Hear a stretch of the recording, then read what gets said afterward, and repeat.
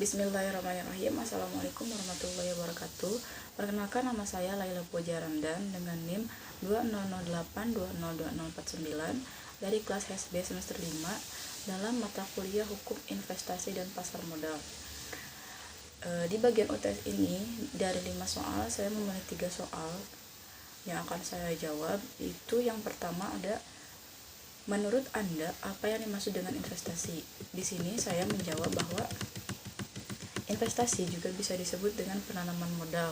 Investasi adalah aktivitas penanaman uang atau modal aset berharga untuk tujuan memperoleh keuntungan. Dan untuk soal yang kedua yaitu jelaskan dasar hukum dan peranan pasar modal dalam perekonomian Indonesia. Di sini ada dasar hukum pasar modal. Yang pertama, Undang-Undang Nomor 8 Tahun 1995 tentang pasar modal.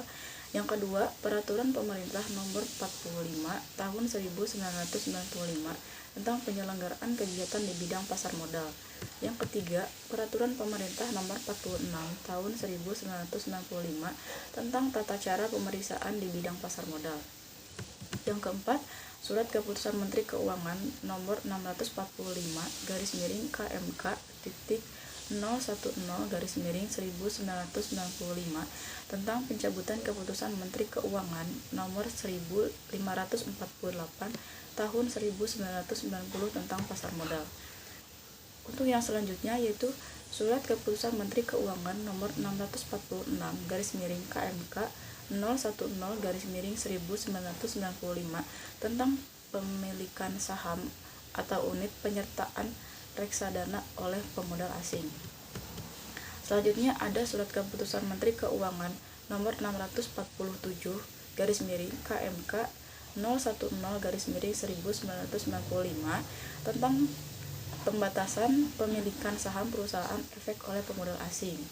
Untuk yang selanjutnya ada Keputusan Presiden Nomor 117/1999 tentang perubahan atas Kepres Nomor 97/1993 tentang tata cara penanaman modal sebagaimana telah diubah dengan Keputusan Presiden Nomor 115/1998.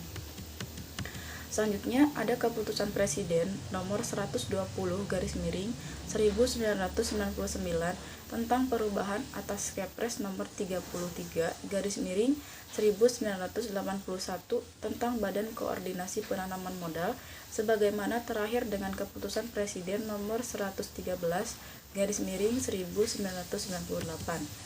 Selanjutnya yang terakhir yaitu Keputusan Presiden Nomor 121/1999 tentang perubahan atas Keputusan Presiden Nomor 183/1998 tentang Badan Koordinasi Penanaman Modal yang telah diubah dengan Keputusan Presiden Nomor 37/1998. Dan untuk soal yang terakhir yaitu jelaskan zakat sebagai investasi publik. Di sini saya menjawab yaitu investasi merupakan usaha yang dapat dilakukan untuk memenuhi kebutuhan di masa yang akan datang. Mengenai kebutuhan di masa yang akan datang menjadi kata kunci sebelum melakukan investasi. Kemampuan melakukan investasi dan kemampuan untuk memenuhi kebutuhan yang akan datang akan sangat beruntung dengan seberapa besar kemampuan menyisihkan tabungan. Berkenaan dengan ini, zakat merupakan salah satu instrumen investasi yang berdasarkan social investment cost terhadap kelebihan harta benda yang sudah mencapai nisab. Dalam disertasi berjudul Analisis Faktor-faktor yang mempengaruhi perkembangan penerimaan zakat dan kontribusinya terhadap pembangunan ekonomi dari sektor zakat serta implikasinya pada peningkatan lapangan kerja dan pengurangan kemiskinan di Provinsi DKI Jakarta, yaitu dari Muhammad Syahrial Yusuf tahun 2009.